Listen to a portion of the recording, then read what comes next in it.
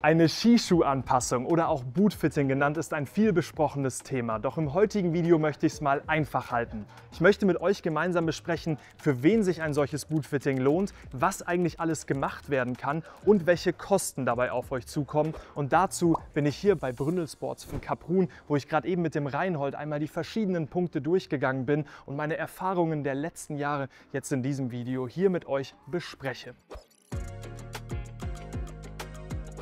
Zunächst einmal, für wen lohnt sich ein Bootfitting? Naja, wir wissen es alle, Druckstellen beim Skifahren, schmerzende Füße, all diese Punkte sind etwas, was sehr belastend und den Skiurlaub schlussendlich zu einem schlechteren Erlebnis werden lassen.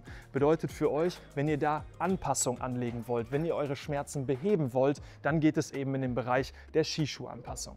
Und jetzt ist es natürlich so, dass jeder Fuß von uns Menschen individuell ist und so auch deiner. Bedeutet konkret, man kann Plattfüße haben, einen normalen Fuß, man kann einen Hohlfuß haben. Man hat vielleicht aber auch einen Hallux valgus, man hat hinten Probleme. Also es gibt verschiedene Druckstellen, die ausgemerzt werden müssen und ich kann euch mittlerweile auch eines sagen, für all diese Themen gibt es beim Bootfitting individuelle Lösungen. Gehen wir jetzt zunächst einmal davon aus, dass ihr gerade einen Skischuh habt, mit dem ihr weiterfahren wollt und sagt, da drückt es ein bisschen, hier möchte ich anpassen lassen. In dem Fall würdet ihr in ein Sportfachgeschäft gehen, wie zum Beispiel Brünnel Sports hier und sagen, okay, hier drückt es dies, das.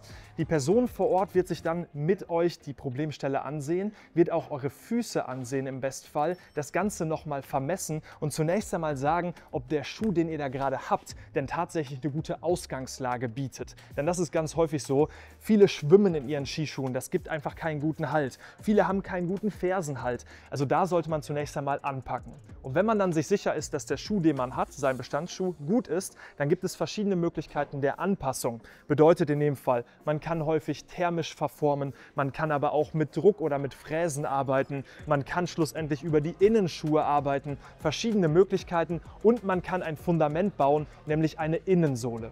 Doch eines ist auch Fakt, man kann nicht bei jedem Skischuh das Gleiche im Bootfitting umsetzen. Bedeutet, Einstiegsmodelle unterscheiden sich grob in der Anpassungsmöglichkeit zu Rennskischuhen, die eine dickere Wandstärke haben und diese Wandstärke kann man dann mehr fräsen, mehr auspressen etc.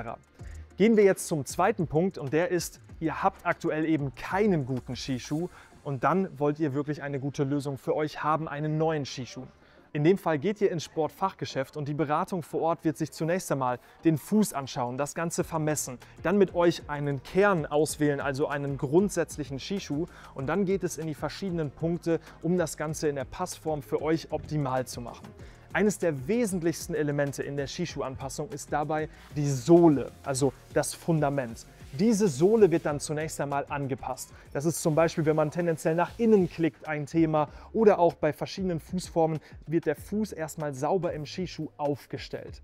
Danach geht man dann in weitere Anpassungsschritte, zum Beispiel über Verformung der Schale oder über die Innenschuhe, zum Beispiel hier mit Zipfit, wo man Kork hat, was man anpassen kann, oder mit einem Schaum-Innenschuh, also so das Ultimum, dass man tatsächlich mit PU-Schaum sich einen eigenen Innenschuh schäumen lässt. Da gibt es dann verschiedenste Anpassungsmöglichkeiten, die man wählen kann.